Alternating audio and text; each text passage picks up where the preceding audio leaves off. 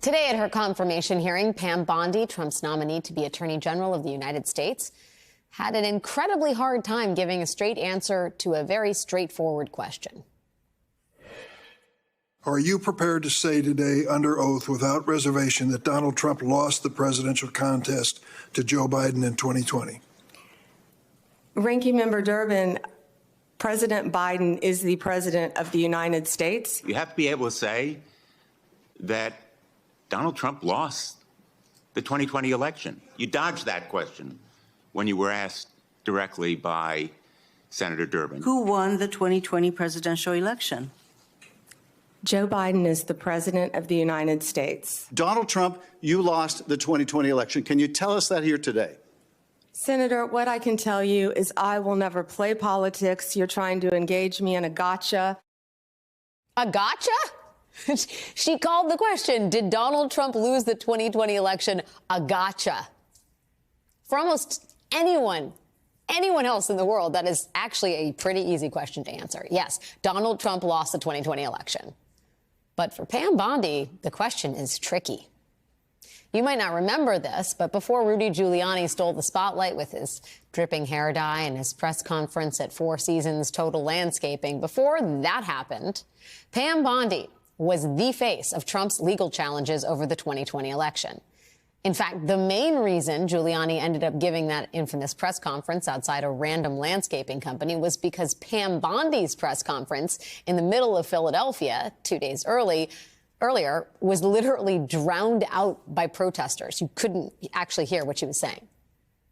But Bondi was a central part of Trump's efforts to contest the results of that election, and particularly in the state of Pennsylvania, where Bondi was one of the key Trump world figures pushing the big lie.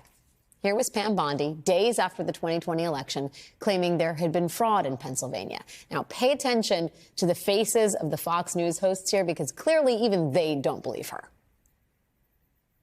We do have evidence of cheating, and I'll talk about that in a minute. These fake ballots that are coming in late. What, and back Pam? to the observation, they're not letting us watch the process. Pam, did you just say fake ballots? There could be. Have you heard stories of, ballots that are fake? And if so, just tell us what you know. Well, we know that ballots have been dumped. There were ballots that were found early on. We've heard that people were receiving ballots that were dead. Anyway, now the very fact that Pam Bondi pushed the lie that there was foul play in the 2020 election, just that very fact alone should be enough to disqualify her from being the nation's top cop.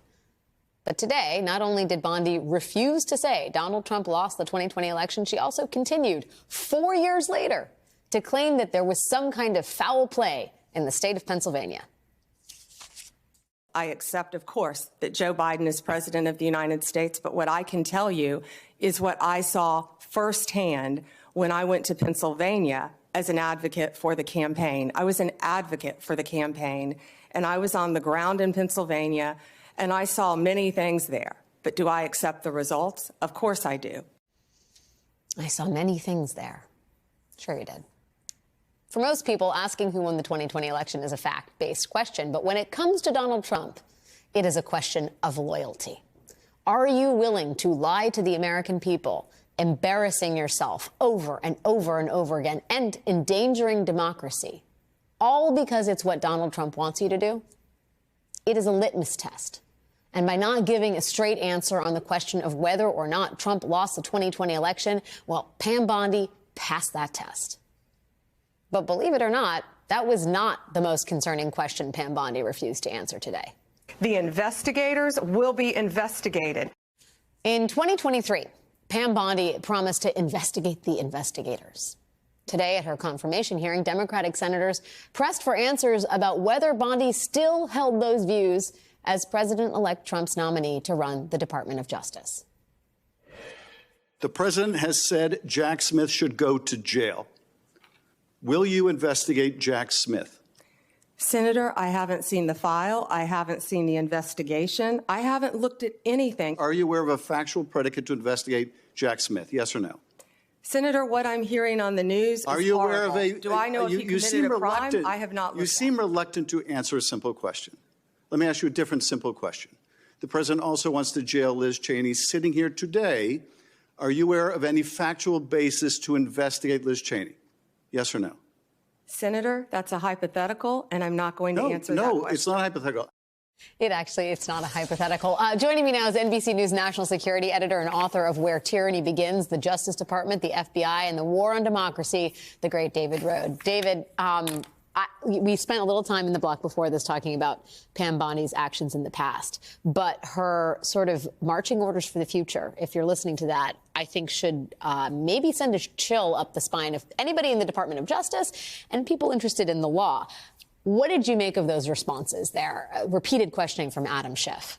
She's, we talked about it. She's talking to an audience of one. Yeah. And I had that feeling also with the Hegseth, confirmation hearing yesterday. She in particular was trying to be very careful and kept trying to avoid this, but she was clearly lying. She wasn't going to claw. She was not going to say Joe Biden won the 2020 election. She was not going to rule out prosecuting anyone. So you saw that over and over again where she's somehow trying to, walk this walk that will keep the president supporting her, but not get her into a deeper trouble in terms of it's an amazing testament to our politics today. Yeah, and I guess the question is, what does it suggest about her fealty towards Trump as Attorney General? I want to play another piece of sound where that sense of loyalty is even more pronounced. It's an exchange between Ted Cruz and Pam Bondi today. Let's take a listen. The last 4 years, we've seen Donald Trump indicted and prosecuted not once, not twice, not 3 times, but 4 separate times. And 2 assassination attempts, Senator. These prosecutions were brought because partisan prosecutors were terrified that the American people would do exactly what they did in November of 2024 and vote to reelect Donald J. Trump. By 77.3%. Million Americans, 77.3 million Americans. I mean, did they rehearse it? It was just, I've never seen anything like that, where you have literally a kind of a call and response between a Republican senator and a nominee, all in service of the president-elect's ego. Particularly for Attorney General. And since Watergate, the Attorney General is supposed to be independent. You have to have a law enforcement official that's doing investigations based on facts, not on what the president who appointed them, wants them to do. And the problem for her is that, Trump, whether he believes it or it's just politics, he wants Liz Cheney investigated. He wants, Jack Smith investigated. She's on a mission impossible. Yeah. Jeff Sessions had the same problem. Fire Mueller, and he wouldn't do it, and he was forced out eventually. Bill Barr, investigate the 2020 election, back up my fraud claims. Bill Barr doesn't do it, and he's forced out. So people who worked in the first Trump administration, the Justice Department, have told me this is the conundrum. She's supposed to have facts to actually convict people in court, and they don't exist. This is what, current people say, Biden administration people in the Justice Department. So we'll see how she tries to navigate this for the next several years, but it's going to be difficult. How does she please Donald Trump and have facts in a court of law? Yeah, the pressure on her is going to be enormous. What strikes me also in this moment is the degree to which it is a fait accompli that she will be confirmed, right? Democrats are doing their best to draw attention to her controversial positions from 2020 and her positions now, or at least her sort of worldview as it comes to an enemies list and the punishment of political adversaries.